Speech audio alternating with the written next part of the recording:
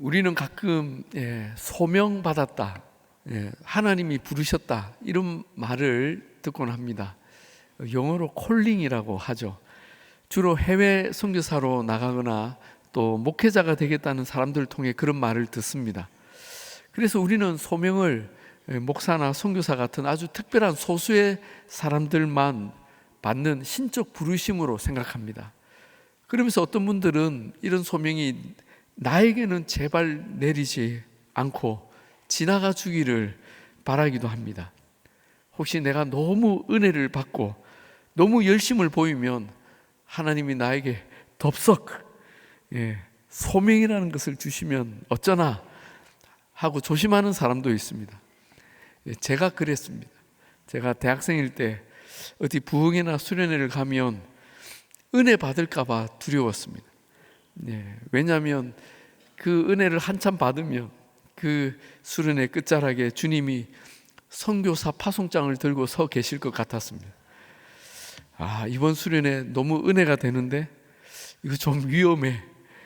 기도할 때 정신 바짝 차리고 기도해야겠다.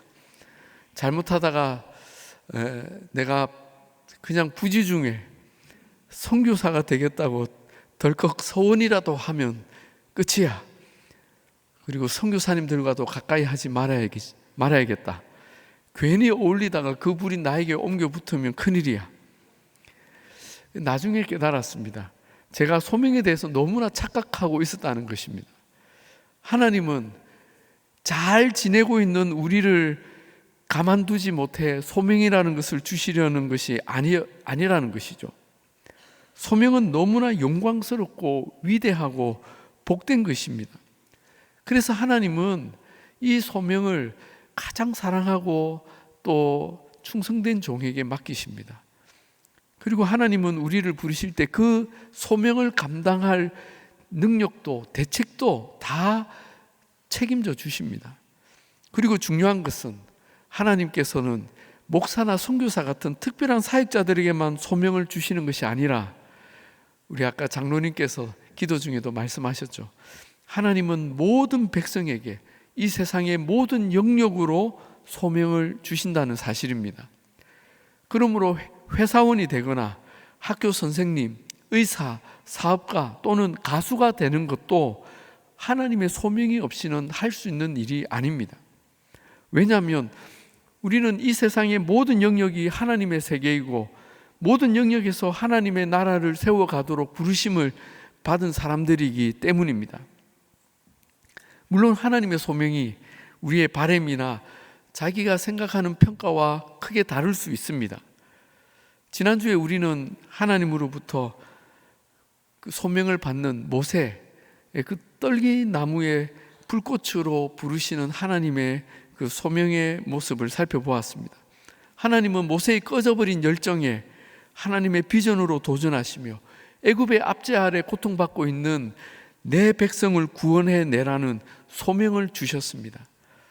그러나 여러분, 40년이나 광야에서 양치기 생활을 하며 모든 의욕과 자신을 잃은 모세가 이 엄청난 소명을 받았을 때 그것을 선뜻 받아들였겠습니까? 일단 그는 나이가 너무 많았고 그런 일을 해본 경험도 계획도 준비도 없었습니다. 당연히 도울 사람도 없었고 무엇보다 자기 자신이 못할 것 같았습니다. 그리고 애굽에는 지금도 자기를 죽이려는 왕이 모세가 나타나기만을 기다리고 있었습니다. 아무리 긍정적으로 생각해 보아도 하나님께서 왜 나를 부르셨는지 이해가 안 되는 것이죠. 그러니 모세는 하나님의 소명을 듣고 즉시 순종하지를 못합니다. 그래서 오늘 보면 3장과 또 4장에 보면 모세가 무려 5번이나 이 핑계 저 핑계를 대며 하나님의 그 부르심을 회피하고 있습니다. 모세가 완강히 저항을 하는 거죠. 대단하지 않습니까? 그런데 여러분, 우리 하나님도 만만치 않습니다. 모세가 그렇게 문제 제기를 하며 5번이나 못하겠다고 하는데 하나님은 일일이 답변을 주시며 모세를 가게 하십니다. 하나님께서는 이미 문제들을 다 파악하고 계셨고 대책들까지 다 생각하고 계셨던 것입니다. 그러므로 하나님의 부르심에는 결코 후회하심이 없고 한번 작정하신 소명은 반드시 이루게 하십니다. 그러니 여러분, 우리에게 아무리 문제와 핑계가 있다 해도 하나님의 부르심에 바로 순종하느냐, 아니면 오래 버팅기다 결국 꺾여서 순종하느냐, 그 차이만 있을 뿐입니다. 그렇다면 결국 할 거 온전한 상태로 기쁘게 순종하는 게 좋지 않겠습니까? 오늘은 모세가 하나님께 어떤 문제를 제기했고 하나님의 답변은 무엇이었는지 그 5번의 대화 중에서 시간 관계상 앞에 2 대화만 살펴보고 나머지 3 대화는 다음 주일에 이어서 듣도록 하겠습니다. 자, 이 모세의 첫 번째 문제 제기가 무엇입니까? 11절에 내가 누구이기에 바로에게 가며 이스라엘 자손을 애굽에서 인도하여 내리이까. 자, 여기서 포인트는 내가 누구이기에입니다. 이게 무슨 말입니까? 나는 아니라는 것입니다. 하나님, 저를 좀 보시고 말씀하십시오. 저는 딱 봐도 이제 양치기도 은퇴할 80 노인입니다. 그런 저를 바로에게 보내시며 이스라엘 백성을 구원해 내라니요. 파로가 얼마나 무서운 사람인지 모르십니까? 또 이스라엘은 얼마나 말 안 듣는 백성입니까? 이놈의 양들도 제 말을 죽으라고 안 듣는데 그 수백만이나 되는 사람들이 제 말을 듣겠습니까? 어떻게 그들을 설득하고 파라오를 설득하고 출애굽을 시킵니까? 또 홍해는 어떻게 건너고 광야는 무슨 수로 지납니까? 안 됩니다. 그리고 가나안은 우리가 들어오도록 그냥 기다리고 있습니까? 거긴 더 무서운 종족들이 살고 있잖아요. 하나님, 저는 제가 잘 압니다. 그냥 절 이대로 내버려 두시고 조용히 살다 죽게 해주세요. 여러분, 모세의 이 반응, 제가 누구이기에 하는 이 모습 어디서 본 듯하지 않습니까? 예, 바로 저와 여러분이 다 해봤던 핑계입니다. 내용과 정도만 좀 다를 뿐 하나님의 일에 부르심을 받았을 때 가장 대표적으로 보이는 첫 번째 반응이 이것이죠. 내가 누구이기에 순장을 합니까? 제가 뭘 하고 그 직분을 맡겠습니까? 저는 전도를 하거나 선교를 할 깜냥이 아닙니다. 저는 너무 부족한 사람입니다. 이런 말들로 우리는 주님의 어떤 부르심에 대해 단호히 거절을 하고, 그리고 또 자신을 아주 겸손한 사람인 것처럼 저는 너무 부족합니다 이러면서 포장을 하죠. 그러나 하나님은 속지 않으십니다. 모세의 이 첫 이의 제기에 하나님의 대답이 무엇입니까? 12절에 내가 반드시 너와 함께 있으리라. 하나님은 모세에게 아니야, 너 대단한 사람이야, 너 준비가 잘 됐어 라고 하지 않으셨습니다. 그래, 너 능력 없어, 너 경험도 없고 이 일에 아주 크게 실패한 경험도 있지, 내가 알아, 너 아주 부족한 사람 맞아 라고 하십니다. 그런데 하나님의 대책이 무엇입니까? 그러나 내가 반드시 너와 함께 있으리라. 아멘입니까? 하나님이 함께 하신다. 여러분, 이거면 끝입니다. 정말 부족하고 형편없는 사람도 이 대책이면 내가 누구이기에 같은 소리를 할 수가 없습니다. 여러분, 우리가 나 자신의 어떤 모습 때문에 하나님의 부르심을 제한하지 않기를 바랍니다. 우리 주님은 내가 세상 끝날까지 너희와 항상 함께 있으리라 약속하셨습니다. 여러분, 이 약속이 얼마나 우리에게 큰 힘이 되는지 모릅니다. 우리가 영화나 드라마 같은 데 보면 늘 친구들에게 맞고 다니던 주인공이 어느 날 싸움을 아주 잘하는 친구랑 친하게 되고 그 친구랑 같이 다니면서 학교 생활이 완전히 달라지는 그런 이야기도 보지 않습니까? 그렇게만 된다면 세상에 두려운 것이 없고 모든 것이 즐겁고 신이 나죠. 여러분, 다윗이 어떻게 그렇게 대담한 사람이 될 수 있었습니까? 어떻게 골리앗 같은 큰 장수 앞에도 전혀 겁을 먹지 않고 그를 향해 달려갈 수가 있었습니까? 시편 16편 그 다윗의 시에 그가 그렇게 살 수 있었던 인생의 비결이 소개되고 있습니다. 내가 여호와를 항상 내 앞에 모심이요 그가 나의 오른쪽에 계심으로. 자, 여러분, 여기 하나님께서 다윗의 어디에 계신다고 합니까? 항상 내 앞에. 이 말은 다윗이 항상 하나님의 뒤를 따랐다는 말입니다. 그리고 나의 오른쪽에 계심으로. 이 말은 주님과 늘 나란히 동행했다는 뜻입니다. 항상 앞에, 항상 곁에. 이렇게 다윗은 하나님과 늘 동행하는 삶을 살았습니다. 그랬더니 그의 삶이 어떻게 됩니까? 내가 흔들리지 아니하리로다. 어떤 일에도 두려워 떨지 않았다는 것이죠. 이러므로 나의 마음이 기쁘고 나의 영도 즐거워하며 내 육체도 안전히 살리니. 여러분, 마음이 기쁘고 영이 즐겁고 육체가 안전한 것, 이것이 우리가 가장 소망하는 것 아닙니까? 우리가 다윗과 같이 이런 삶의 행복을 누리게 되기를 축복합니다. 그런데 세상에서 가장 강하시고 높으신 하나님께서 너와 함께 하리라, 그 약속을 모세에게만 아니라 다윗에게만 아니라 오늘 우리에게도 약속하십니다. 아멘이십니까?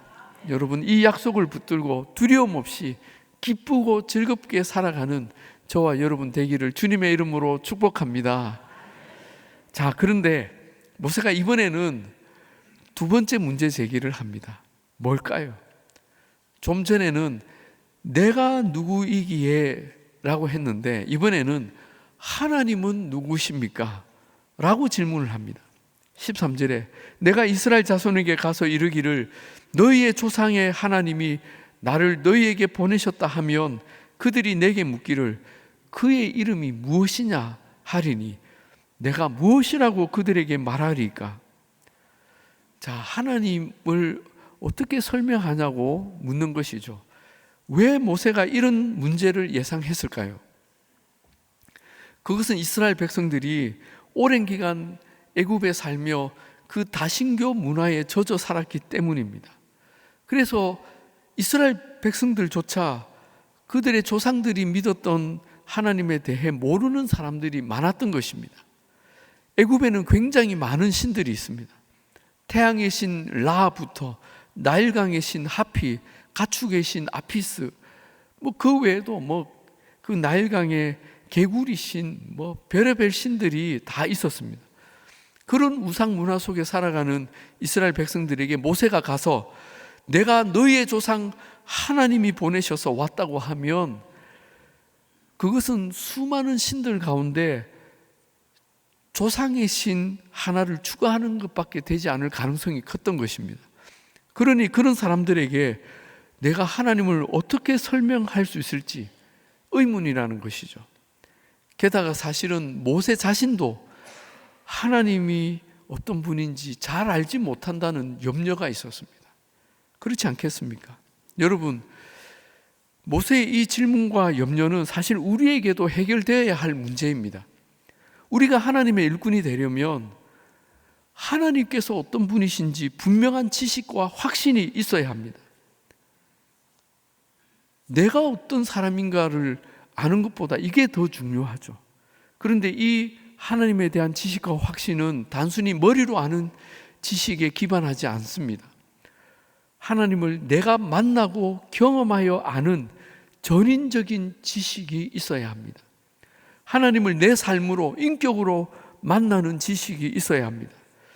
우리가 이 지식과 확신이 없으면 수많은 종교와 우상과 이단이 판을 치고 또 엄청난 죄의 유혹들, 또 다원주의가 판을 치는 세상에서 우리는 조금도 버티기가 어려울 것입니다.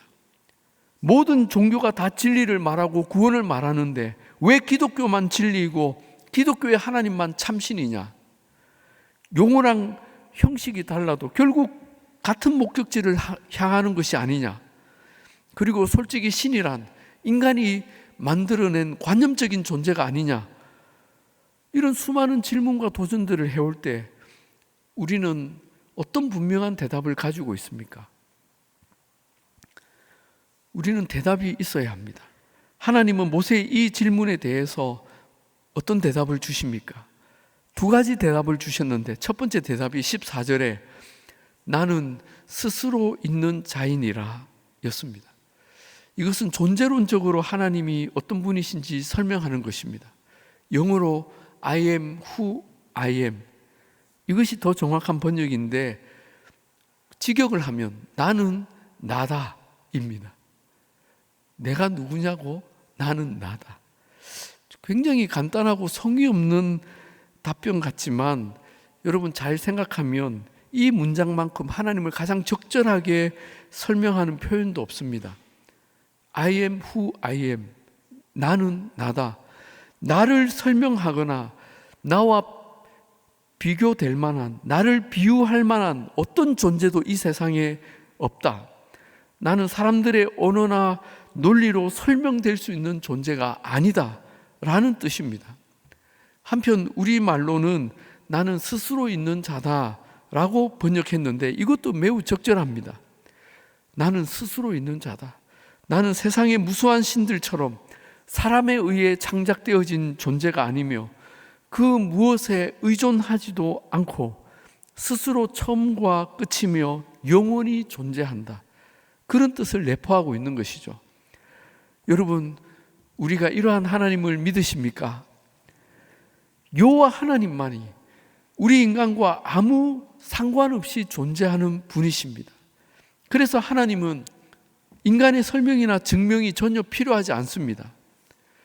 마치 우리 인간의 존재가 개미들에 의해 설명되거나 증명될 필요가 없는 것과 같습니다. 사실 그것은 불가능하죠.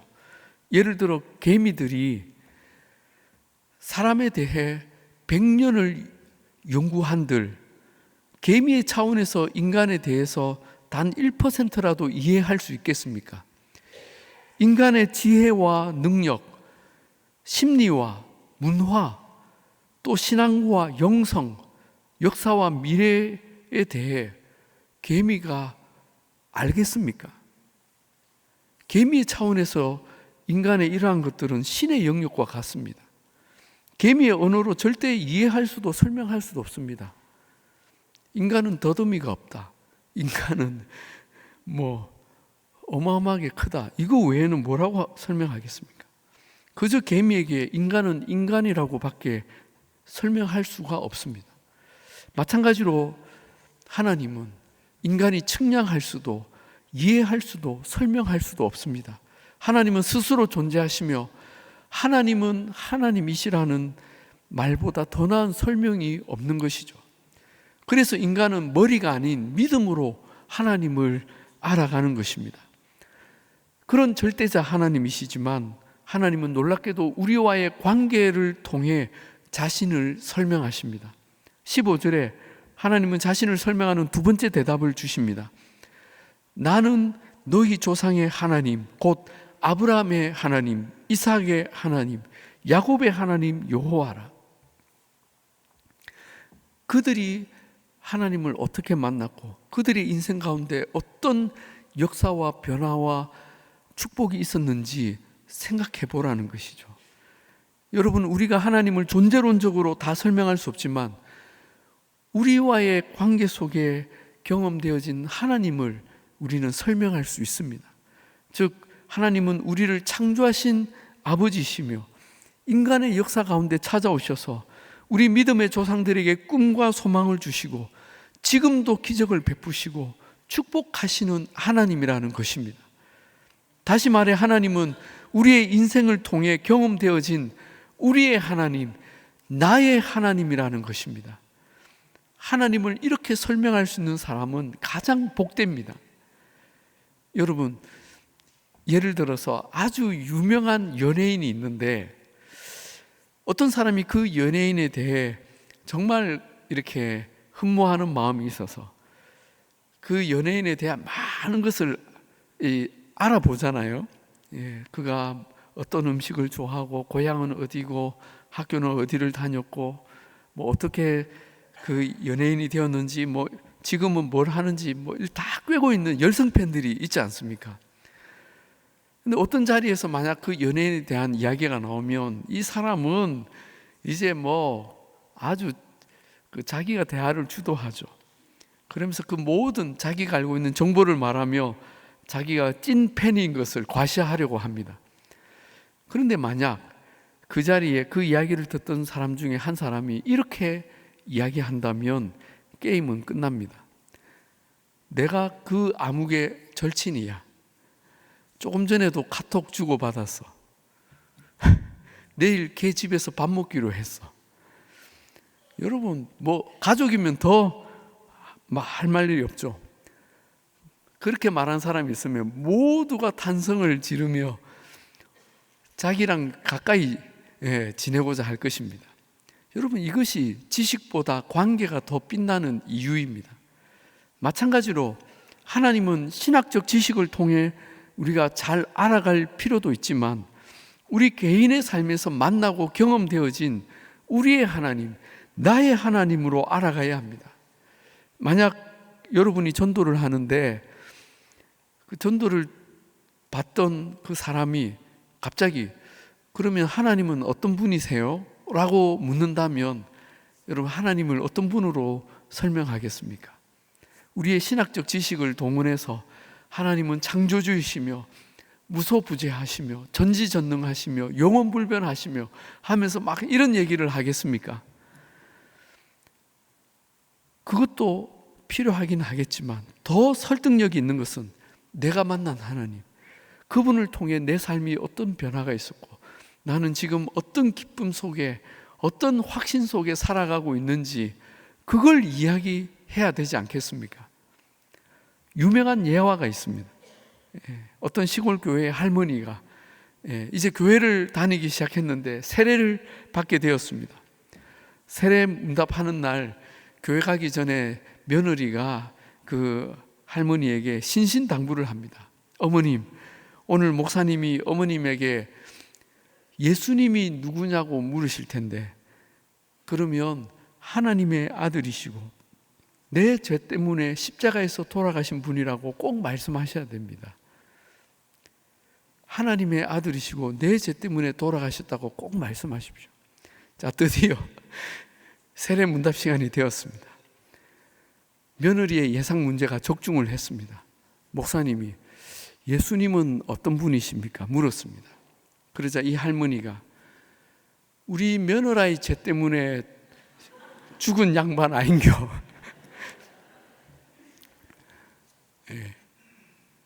자기 죄 때문에 죽었다고 해야 되는데 며느리 죄 때문에 죽었다고 한 거죠. 여러분, 예수님께서 과연 나를 위해 이 땅에 오셨고 내 죄를 위해 죽으셨고 지금도 살아계셔서 나와 함께 하시고 나와 동행하시며 나를 붙드시고 이끄시는 그 하나님임을 여러분 고백할 수 있기를 축복합니다. 그래서 그런 확신과 그 하나님에 대한 분명한 지식이 있을 때 우리는 하나님의 소명을 끝까지 감당할 수가 있습니다. 이제 말씀을 정리하겠습니다. 오늘 우리는 하나님이 모세를 부르시는 장면의 일부를 함께 살펴보았습니다. 하나님은 모세에게 꺼지지 않는 불꽃으로 임하셔서 너무나 큰 비전으로 소명을 주셨습니다. 그리고 모세가 자신 없음을 고백할 때 내가 너와 함께 하겠다 약속하셨습니다. 또 하나님이 어떤 분이냐고 물을 때 영원한 자존자이시며 우리의 하나님, 나의 하나님이신 것을 가르쳐 주셨습니다. 사랑하는 여러분, 우리 또한 하나님의 영광스러운 부르심을 받은 사람들입니다.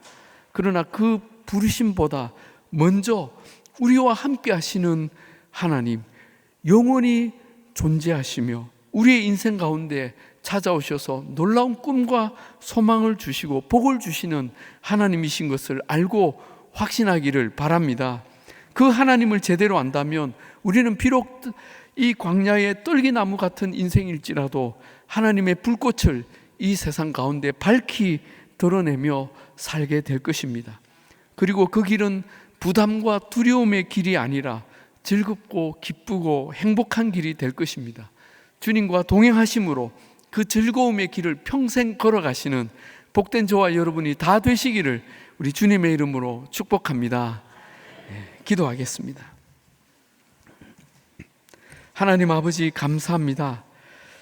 오늘 이 출애굽기 말씀을 통해 하나님께서 내게 어떤 분이시며 나는 하나님 앞에 어떤 존재인지 돌아보게 됩니다.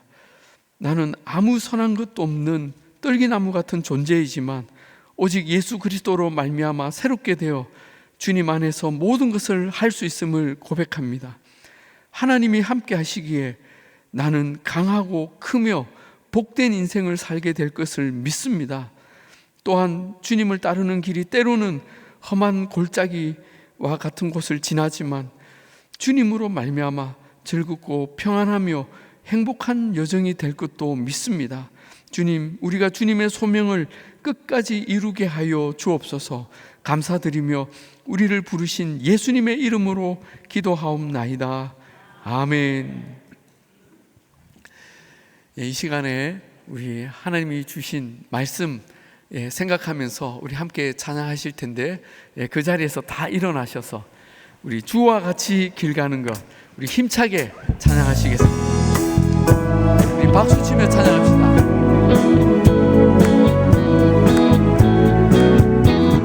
주와 같이 길 가는 것 즐거운 일 아닌가. 우리 주님 걸어가신 발자취를 밟겠네. 한 걸음 한 걸음 주 예수와 함께 날마다 우리 걸어가리. 어린아이 같은 우리 미련하고 약하나 주의 손에 이끌리어 생명길로 가겠네. 한 걸음 한 걸음 주 예수와 함께 날마다 우리 걸어가리.